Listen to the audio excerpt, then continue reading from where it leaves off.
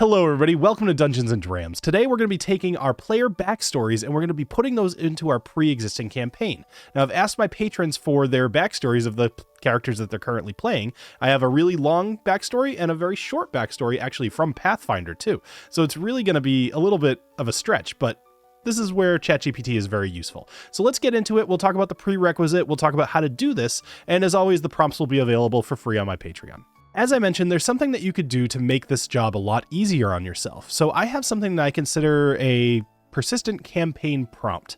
And the idea is I have a single prompt that I add everything about my game to, everything from what I'm planning on doing to what actually happened to what I'm hoping happens in the future. And the idea with this is that it can be a sounding board for myself to ask questions of. But what it can do for you is help to define your world. Because your prompt for player backstory incorporation isn't going to mean anything if you don't have a world to kind of target it against. You can't just say, help me integrate my player backstory. Otherwise, it's probably going to give you some generic ideas of ways that stories just kind of go, like generic story archetypes, and we want it to be more tailored for our prompt. So if you take a little bit of time and you flesh out your world via prompt, even if it's something small, a grim dark fantasy world based in this land that does this thing and here's some things about it, right? Like that little bit will help you. So what I have, the test world I have, is called the Shattered Realm of Aetheris. It's not something I actually play in. Made it entirely for this channel. And the idea is that it's a whole bunch of floating islands and you go navigate from one to the next using an airship. And the idea is that this is fairly cool, you know, like you can go from one place to another. All the different islands could be drastically different. So when I'm talking to you all about an idea I have, that island just is a horror island or a jungle island or whatever, you know. It is easy for this, but you probably have a cooler idea for your world. Okay, so here's the starting prompt that we're going to use. I'm a dungeon master playing Dungeons & Dragons 5th edition. For this prompt, I would like you to use the context of the Shattered Realm of Aetheris. I will give you the player's backstory and would like some ideas of how I could organically integrate my players' backstories, known NPCs, ideals, bonds, and flaws into the campaign. Excellent. It knows exactly what to expect, and it's just waiting for information about my character. So let's go ahead and do that. Now, one of my patrons, Jessica, she ended up giving me her character called Talia Shadowdancer. Now, Talia was born of an elven father and a human mother in a city called Sander. And long story short, she saw some cool stuff where some thieves were stealing some things, and she decided that was the life for her. There's a good amount of detail in here, though. As you can see, this is a fairly long thing. And, you know, as a good DM, I would of course read every word of this probably multiple times, and it would be something I would start thinking about. But let's see what ChatGPT can give me for some ways to integrate this. Just like that, we have hooks and plot threads for Talia Shadowdancer within the Shattered Realm of Aetheris. So we have the Shadowblades operate in Aetheris, basically talking a little bit about them. The Shadowblades are that thieves guild that she was watching, talking about how they operate between all of those different islands I mentioned, and they, you know, sail around on a sky skiff. Okay, cool. Their leader Shadow, which is kind of an awful name, is a figure of myth even among thieves, perhaps connected to ancient rogue magic tied to the Sundering. Okay, we could dig into that and see what, you know, if that's worth exploring. It's easy to rename somebody, but maybe their backstory is cool. I do like this one, the calling card of the Silver Fox. So this is what Talia ends up leaving after she steals things. It's basically her calling card. So Talia's Silver Fox calling card gets returned to her multiple times with cryptic notes. The Shadowblades know she's watching. These clues could lead her on a side quest or even towards a trial to prove her worth, which is very similar to what I did with one of the rogues that I led in the party in like the campaign that's on this channel, Alessio. So I basically had the Thieves Guild that he was looking for, found him first, and they carved some stuff in Thieves' Cant into his doorframe while he was sleeping, and then they ended up giving him a test, and he had to do these things, and it was fun. So this could be a really good one and a good way for her to engage with the Shadowblades. All right, and then the Shard and the Shadowblades is basically, this is an idea for that initial quest that she could go on by herself. All right, then we have NPCs. Now, Shadow is that head of the organization. Again, we could change the name, but for now, let's just call them Shadow. So it says a little bit about them, not a whole lot, but later on, I actually will define Shadow quite a bit more. Then there's her stepbrother, which is her rival, which makes a lot of sense given her backstory. Now an enforcer or agent for the Ascendant Concord, or a corrupted rogue with the Dominion, tasked with tracking rogue activity. They have history and recognize each other on sight. So that is something that could happen. Maybe it's just kind of a long-standing rival. Think, I hate to say it, but like, what was it? Your rival in like Pokemon, how you kind of kept running into them over and over again.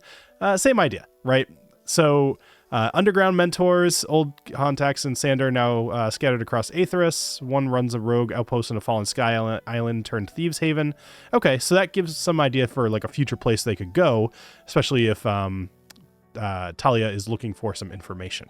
Okay. Character-specific scenes and side quest. We have using ideals, bonds, and flaws. So her ideal is freedom, her bond is the Shadowblades, and her flaw is trust issues. Okay, so it helps to kind of define all of those and flesh them out a bit. All right, now ways that we can tie her into Aetheris lore. The Shadowblades may have once been agents of balance in the old world before the Sundering scattered them and turned them into a rogue element. Ethereal shards may enhance stealth, phase shifting, or shadow magic, exactly the kind of thing Talia would crave and seek out for her guild. Introduce echo shards, fragments that replay memories of the past. She finds one and it shows her mother in a Shadowblades uniform saying they must never find the final piece. All of those seem great. And again, we could just say, I don't like any of these. Give me 10 more of them. And ChatGPT will do that. As you ask for more and more and more, the ideas will get a little bit more redundant or not so good. But you're going to get plenty of ideas. So we're going to learn a bit more about Shadow now. Just thought it'd be worth it to try to flesh out this character. So Shadow is the leader of the Shadowblades. They have a public persona, blah, blah, blah. There's their true identity. It gives you all of this information about Shadow and about their role in the campaign. Again, now you have not only your characters or your player's character's backstory, but also kind of like their mentor or like this rogue NPC and all of their backstory too. So now you have a ton of information to work with. Okay. They also talk about some integration ideas for Shadow. I think you could see where this is going, right? Obviously you could utilize the NPC stat block creation prompts that I have done before. I'll put those in the Patreon as well.